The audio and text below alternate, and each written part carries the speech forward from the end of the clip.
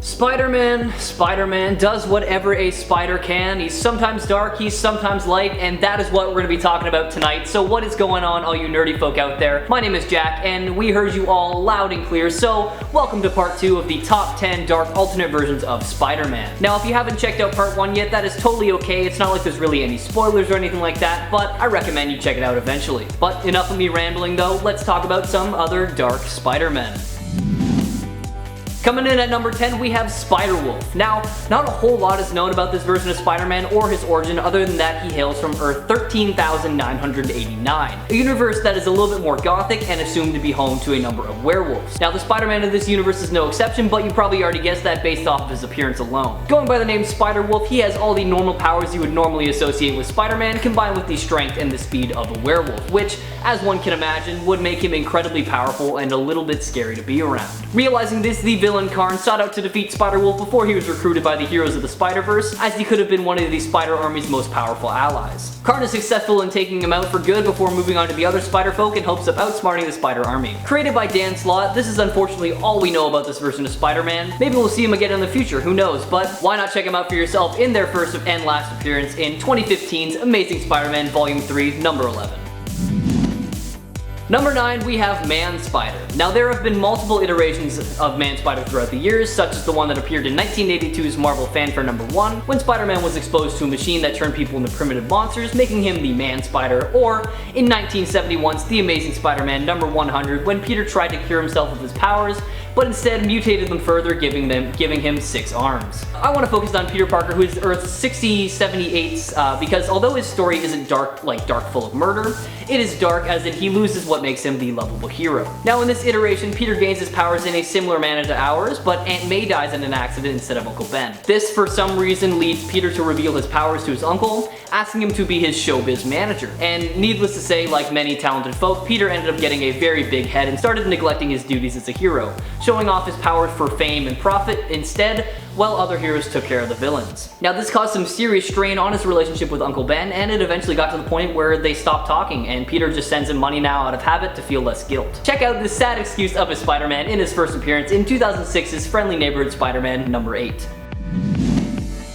Number 8, the Imperfect Spider-Man. Coming to us from the critical flop Marvel Nemesis Rise of the Imperfects, we have Earth 50,701's Peter Parker, and from what we see, he is basically Earth 616 Peter Parker with a bit of a darker twist. Now, if you're not familiar with the plot of this video game from 2005, that is absolutely okay. You did not miss very much, and it was not a good game at all. In the story mode, we see Spider-Man, the Thing, Wolverine, and Elektra captured and injected with a drug developed by an alien scientist that corrupted them and turned them into bloodthirsty killers. The now brutally violent and eager to fight heroes face off against each other in a Coliseum type battle. Thankfully, it didn't last long before Spider-Man was able to fight the drug and escape, leading the fight against a group called the Imperfects that had been infected with the same drug. Now, obviously they come out on top because it would make for a pretty terrible story if they didn't. Although this game was a massive flop, it did spin off into a very interesting series called Marvel Nemesis The Imperfects, and within 6 issues they did a better job of explaining exactly what happened in that universe. So if you're curious, check out this limited run for yourself, or honestly, if you're a fan of bad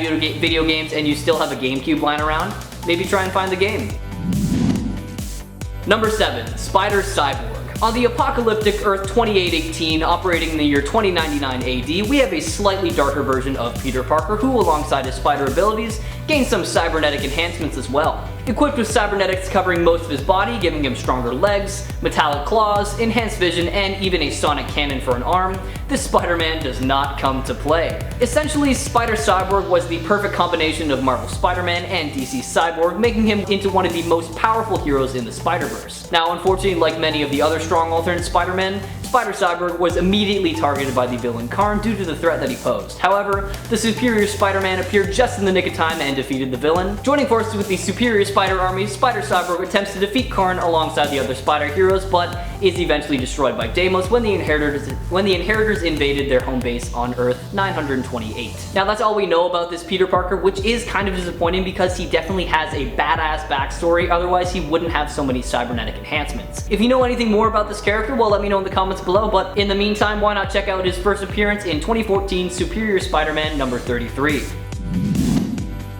Number 6. SPIDERCIDE. Believing himself to be the real Peter Parker, this Spidey clone was specifically engineered by the Jackal to kill the real Peter Parker, Ben, Kane, and Mary Jane. As a clone, he possesses many of the same abilities the real Peter has, such as superhuman strength, speed, and wall crawling, and spider senses, but what really sets him apart is his complete control over his molecular structure. With this ability, SPIDERCIDE is able to extend his limbs, shapeshift, control the density of his body, and so much more. He actually uses this to simulate the artificial webbing used by Spider-Man by turning parts of himself into semi-liquid and just flicking it around. Adopting the name SPIDERCIDE after the Jackal jokingly said that this Peter would commit mass SPIDERCIDE for him, he actually followed through and once released a toxin in the air that killed 2,600 people across the state of Pennsylvania. Later, Geyer removes his clone degeneration factor after he betrays the Jackal, and good thing he does because that kept him alive for a little bit longer until he eventually fell off the roof of the Daily Bugle and was put in a stasis chamber, preventing him from ever being a threat again. First appearing all the way back in 1995 as SPIDERCIDE in New Warriors number 61.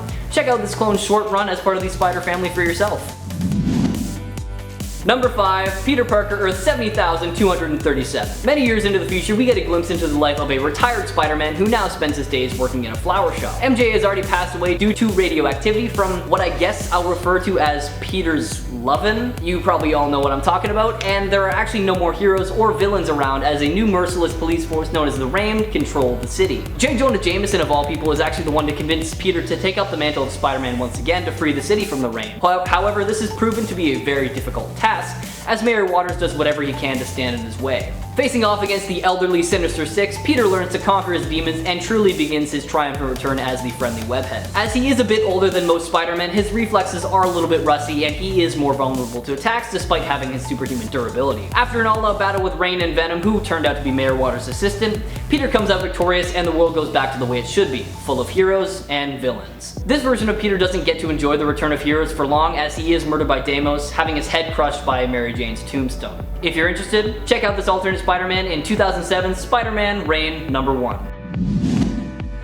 Number 4. Webslinger. Originating from Earth, spelled E-U-R-T-H, there was once a young boy who was fascinated by spiders, and as a young man, he dared the journey into the mysterious Web Wood, a place filled with mysterious beings, to meet the mysterious Widow of the Web because he really just wanted to know more about spiders.